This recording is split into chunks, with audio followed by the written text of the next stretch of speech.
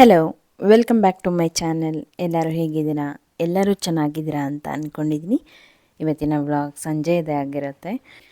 ಈ ವ್ಲಾಗ್ ನಿಮಗೆ ಇಷ್ಟ ಆದರೆ ಪ್ಲೀಸ್ ಲೈಕ್ ಮಾಡಿ. ಹಾಗೆ ನನ್ನ ಚಾನಲನ್ನು ಯಾರೆಲ್ಲ ಸಬ್ಸ್ಕ್ರೈಬ್ ಮಾಡದೆ ನೋಡ್ತಾ ಇದ್ದೀರಾ, ಹೊಸಬ್ರೆಲ್ಲ ನೋಡ್ತಿರ್ತೀರಾ, ದಯವಿಟ್ಟು ನನ್ನ ಚಾನಲನ್ನು ಸಬ್ಸ್ಕ್ರೈಬ್ ಮಾಡಿ ಹಾಗೆ ಸಪೋರ್ಟ್ ಮಾಡಿ.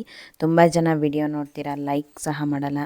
ಲೈಕ್ ಮಾಡೋದ್ರಿಂದ ನನ್ನ ವಿಡಿಯೋಗೆ ಒಂದು ಮೋಟಿವೇಶನ್ ಸಿಗುತ್ತೆ. ಅದಕ್ಕೋಸ್ಕರನೇ ಪ್ರತಿ ಸಲ ಹೇಳೋದು, ಹೆಚ್ಚು ಹೆಚ್ಚು ಲೈಕ್ ಮಾಡಿ ಸಪೋರ್ಟ್ ಮಾಡಿ ಅಂತಲೇ ಕೇಳ್ಕೊಳ್ತೀನಿ. ಹಾಗೆ ಇಲ್ಲಿ ಸಂಜೆ ನಾನು ತರಕಾರಿ ಎಲ್ಲ ಹಾಕಿ ಒಂದು ಸಾಗು ಥರ ಮಾಡೋಣ, ಹಾಗೆ ಚಪಾತಿ ಮಾಡೋಣ ಅಂಥೇಳಿ ಎಲ್ಲ ರೆಡಿ ಮಾಡ್ಕೊಳ್ತಾ ಇದ್ದೀನಿ.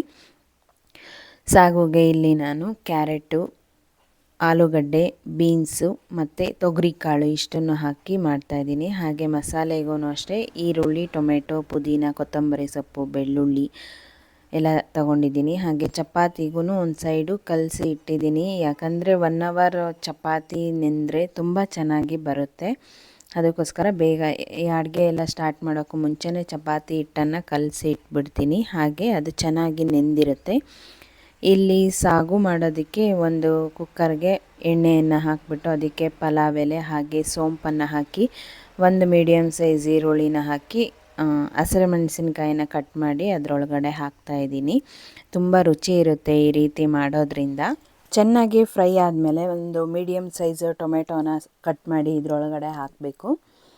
ಟೊಮೆಟೊನೂ ಅಷ್ಟೇ ಚೆನ್ನಾಗಿ ಸಾಫ್ಟ್ ಆಗೋವರೆಗೂ ಎಣ್ಣೆ ಒಳಗಡೆ ಫ್ರೈ ಮಾಡಿಕೊಡ್ಬೇಕು. ಅದಾದಮೇಲೆ ಕಟ್ ಮಾಡಿರುವಂತಹ ತರಕಾರಿ ಅಂದರೆ ಕ್ಯಾರೆಟ್ ಮತ್ತು ಆಲೂಗಡ್ಡೆ ಇರುತ್ತಲ್ವ, ಅದನ್ನು ಸಹ ಇದರೊಳಗಡೆ ಹಾಕಿಬಿಟ್ಟು ಎಣ್ಣೆ ಒಳಗಡೆ ಇದನ್ನು ಫ್ರೈ ಮಾಡಿಕೊಡ್ಬೇಕು.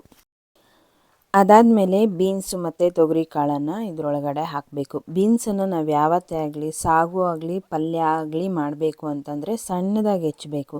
ನಾವು ಸಾಂಬಾರಿಗೆ ಮುರಿದು ಹಾಕ್ತೀವಲ್ಲ ಉದ್ದುದ್ದಾಗಿ, ಆ ರೀತಿ ಹಾಕಬಾರ್ದು. ಪಲ್ಯಕ್ಕೆ ಆಗಲಿ ಸಾಗುಗೆ ಆಗಲಿ ಸಣ್ಣ ಸಣ್ಣದಾಗಿ ಹೆಚ್ಚಿ ಮಾಡಿದ್ರೆ ತುಂಬ ಚೆನ್ನಾಗಿರುತ್ತೆ. ಹಾಗೆ ಇದಕ್ಕೆ ಉಪ್ಪು ಮತ್ತು ಸ್ವಲ್ಪ ಅರಿಶಿನ ಪುಡಿಯನ್ನು ಹಾಕಿಬಿಟ್ಟು ಇದನ್ನು ಎಣ್ಣೆ ಒಳಗಡೆ ಚೆನ್ನಾಗಿ ಎಲ್ಲ ತರಕಾರಿಗಳನ್ನು ಮಿಕ್ಸ್ ಮಾಡಿಕೊಡ್ತಾಯಿದ್ರೆ ಒಂದು ರುಚಿ ಹೆಚ್ಚಾಗುತ್ತೆ. ಹಾಗೆ ಇದಕ್ಕೆ ಸ್ವಲ್ಪ ನೀರು ಹಾಕಬೇಕು, ಯಾಕಂದರೆ ತರಕಾರಿಯಲ್ಲಿ ಸ್ವಲ್ಪ ನೀರು ಬಿಡುತ್ತೆ. ಸಾಗು ಯಾವಾಗಲೂ ಗಟ್ಟಿ ಇರಬೇಕಲ್ವ, ಅದಕ್ಕೆ. ಈಗ ಮಸಾಲೆಗೆ ನಾನು ಇದು ಸಣ್ಣ ಟೊಮೆಟೊ ತುಂಬ ಹುಳಿ ಇರುತ್ತೆ, ಇದು ನಮ್ಮ ತೋಟದಲ್ಲಿಂದೇ. ಅದ್ರ ಜೊತೆಗೆ ಇನ್ನೂ ಒಂದು ಸ್ವಲ್ಪನೂ ಟೊಮೆಟೊ ಹಾಕ್ಕೊಂಡಿದ್ದೀನಿ. ಹಾಗೆ ಶುಂಠಿ, ಬೆಳ್ಳುಳ್ಳಿ, ಒಂದು ಸ್ವಲ್ಪ ಚಕ್ಕೆ, ಒಂದು ಸ್ವಲ್ಪ ಲವಂಗ, ಹಾಗೆ ಪುದೀನ, ಕೊತ್ತಂಬರಿ ಸೊಪ್ಪು, ಒಂದು ಸ್ವಲ್ಪ ಕೊಬ್ಬರಿ, ಒಂದು ಮೀಡಿಯಮ್ ಸೈಜ್ ಈರುಳ್ಳಿ ಇಷ್ಟನ್ನು ಹಾಕಿಬಿಟ್ಟು ಒಂದು ಸ್ವಲ್ಪ ನೀರು ಹಾಕಿಬಿಟ್ಟು ಮಿಕ್ಸಿನ ಮಾಡ್ಕೊಳ್ತೀನಿ. ನುಣ್ಣಗೆ ಮಾಡ್ಕೊಳ್ಬೇಕು. ಯಾವುದೇ ಒಂದು ಸಾಂಬಾರಿಗೆ ನಾವು ನುಣ್ಣಗೆ ಖಾರ ರುಬ್ಕೊಂಡ್ರೆ ತುಂಬ ರುಚಿ ಇರುತ್ತೆ. ಕೆಲವೊಂದು ಸಾರುಗಳಿಗೆ ತರ್ತರಿಯಾಗಿ ರುಬ್ಬಬೇಕು, ಅದು ಕೆಲವೊಂದು ಇರುತ್ತೆ. ಬಟ್ ಕಾಮನ್ ಆಗಿ ನಾವು 70% ಎಲ್ಲದಕ್ಕೂ ನುಣ್ಣಗೆ ರುಬ್ಬಿದ್ರೆ ತುಂಬ ಚೆನ್ನಾಗಿರುತ್ತೆ.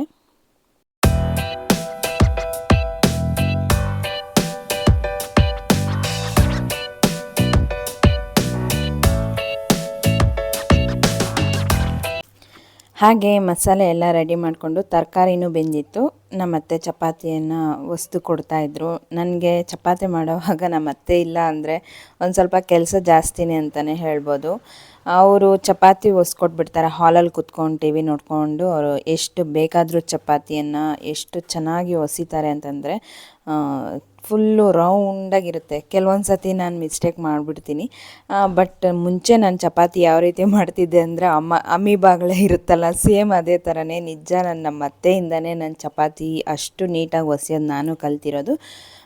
ಏನು ಅಂದರೆ ಇಲ್ಲಿ ನನಗೂ ನಮ್ಮ ಅತ್ತೆಗೆ ಡಿಫ್ರೆನ್ಸ್ ಅಂದರೆ ನಮ್ಮ ಅತ್ತೆ ಜಾಸ್ತಿ ಹಿಟ್ಟನ್ನು ಹಾಕ್ಕೊಳ್ತಾರೆ ಚಪಾತಿ ಹೊಸಿಯುವಾಗ. ನಾನು ಹಿಟ್ಟು ಜಾಸ್ತಿ ಅಷ್ಟೊಂದು ಹಾಕ್ಕೊಳ್ಳಲ್ಲ. ಬೇಯಿಸ್ತಾ ಇರಬೇಕಾದ್ರೆ ಅದೊಂದು ಸ್ವಲ್ಪ ಪೌಡರ್ ಇರುತ್ತಲ್ಲ, ಅದೆಲ್ಲ ಸೀದು ಕಪ್ಪಗಾಗ್ತಾ ಇರುತ್ತೆ. ನಾನು ಹಸಿಟ್ಟು ಜಾಸ್ತಿ ಹಾಕ್ಕೊಳ್ಳೋದಿಲ್ಲ. ಬಟ್ ನಮ್ಮ ಅತ್ತೆನೇ ಪರ್ಫೆಕ್ಟ್ ಅಂತಲೇ ಹೇಳ್ತೀನಿ ನಾನು. ಅವರು ಬೇಗ ಎಲ್ಲ ಹೊಸ್ದು ಕೊಡ್ತಾಯಿದ್ರು. ನಾನು ಚಪಾತಿಯನ್ನು ರೆಡಿ ಮಾಡ್ತಾಯಿದ್ದೆ. ಹಾಗೆ ಇನ್ನೊಂದನ್ನು ತೋರಿಸ್ತೀನಿ. ಇನ್ನೂ ಸ್ವಲ್ಪ ಡಿಫ್ರೆಂಟಾಗಿ ಒಬ್ಬರು ಚಪಾತಿಯನ್ನು ಹೊಸ್ದಿದ್ದಾರೆ, ಅದನ್ನು ನೀವು ಈ ವಿಡಿಯೋದಲ್ಲಿ ನೋಡ್ಬೋದು. ಹಾಗೆ ಎಲ್ಲ ಚಪಾತಿ ಎಲ್ಲ ಬೇಯಿಸಿದ್ದಾದಮೇಲೆ ಸಾಗುನು ರೆಡಿ ಮಾಡಿಬಿಡೋಣ. ಎಲ್ಲನೂ ಪರ್ಫೆಕ್ಟಾಗಿ ಬೆಂದಿತ್ತು. ತುಂಬಾ ಬೇಯಿಸಬಾರ್ದು, ತುಂಬಾ ಬೇಯಿಸ್ದೇನೂ ಬಿಡಬಾರ್ದು.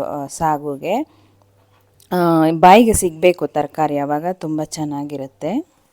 ಮಸಾಲೆ ಎಲ್ಲ ಹಾಕಿದ್ದಾದಮೇಲೆ ಕನ್ಸಿಸ್ಟೆನ್ಸಿ ನೋಡ್ಕೊಳ್ಬೇಕು. ಚಪಾತಿಗೆ ಯಾವತ್ತೂ ಸ್ವಲ್ಪ ಗಟ್ಟಿಯಾಗೇ ಇರಬೇಕು. ತುಂಬ ನೀರು ಮಾಡಿಬಿಟ್ರೆ ಚಪಾತಿಗೆ ನಿಜವಾಗ್ಲೂ ಸಾಗು ರುಚಿಯಾಗಿರೋದಿಲ್ಲ. ಗಟ್ಟಿಯಾಗಿದ್ರೇ ಸಾಗು ಅನ್ನೋದು ತುಂಬ ರುಚಿಯಾಗಿರುತ್ತೆ. ಹಾಗೆ ಅದಕ್ಕೆ ಹಾಗೆಯೇ ಕೊತ್ತಂಬರಿ ಸೊಪ್ಪನ್ನು ಸೇರಿಸ್ಬಿಟ್ಟು ಅದನ್ನು ಕುದಿಯೋಕೆ ಇಟ್ಬಿಟ್ರೆ ಆಗುತ್ತೆ. ಹಾಗೆ ಕೊನೆಯದಾಗಿ ಧನಿಯಾ ಪೌಡರು ಮತ್ತು ಸ್ವಲ್ಪ ನನ್ನ ಸೀಕ್ರೆಟ್ ಇಂಗ್ರೀಡಿಯೆಂಟ್ಸ್ ಅಂತಲೇ ಹೇಳ್ಬೋದು, ಗರಂ ಮಸಾಲ, ನಾನು ಮಾಡಿರುವಂತಹ ಗರಂ ಮಸಾಲ, ಅದನ್ನೆಲ್ಲ ಮಿಕ್ಸ್ ಮಾಡಿಬಿಟ್ಟು ಕುದಿಯೋದಕ್ಕೆ ಇಟ್ಬಿಡ್ತೀನಿ ಸ್ಟವ್ ಮೇಲೆ. ಅದು ಚೆನ್ನಾಗಿ ಕುದೀತಾ ಗಟ್ಟಿ ಬರುತ್ತೆ, ಯಾಕಂದರೆ ನಾವು ಕೊಬ್ಬರಿಯನ್ನು ಹಾಕಿದ್ದೀವಲ್ಲ. ಹಾಗಾಗಿ ಇನ್ನು ಸ್ವಲ್ಪ ಚಪಾತಿ ಎಲ್ಲ ರೆಡಿ ಮಾಡಿಕೊಟ್ಟಿದ್ರು, ಅದನ್ನು ಸಹ ಬೇಯಿಸ್ತಾ ಇದ್ದೀನಿ.